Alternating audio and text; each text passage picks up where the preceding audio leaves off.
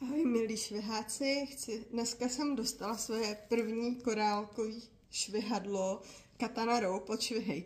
A protože jsem mamince trochu narostla do výšky, ale nepřesáhla jsem v textu uvedený 195 cm, objednala jsem si klasickou délku a následovala skvělý návod na YouTube, opravdu se mi líbí.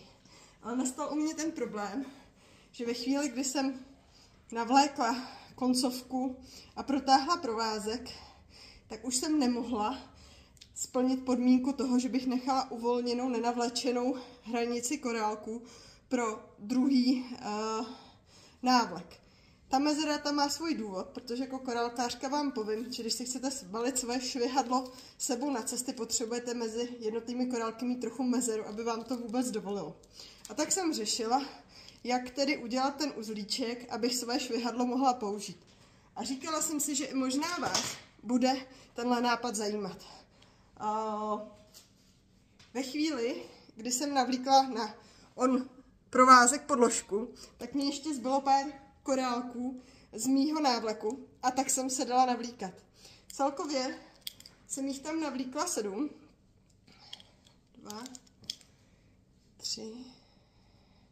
Je tam samozřejmě ta podložka, která to brzdí, že se vám to neprojde skrz rukojeť.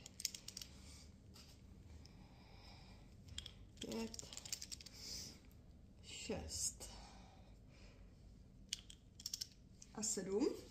A vy teďka máte teda v té rukojeti navlečený korálky až ke konci. Teď si opravdu musíte nechat nějakou tu mezeru, aby vám to švihadlo šlo zbalit do zavazadla. A na jeho konci v té správné výšce vy můžete udělat uzlíček. Takže v té výšce, co vy to potřebujete, zauzlíkujete a zatáhnete ho dovnitř. Zůstane vám mezera, která není moc dlouhá, ale zároveň ten uzel bude až na konci. Když konec strčíte a zazátkujete, máte opravdu dlouhý švihadlo. A taky tu možnost, že když budete chtít za 2 měsíce o trochu korálek o 2 zkrátit, tak ho zase vytáhnete a jenom o ten kousek zkrátíte. Tak třeba se ten můj tip, na co jsem objevila, bude hodit i vám. Ať vám to švihá.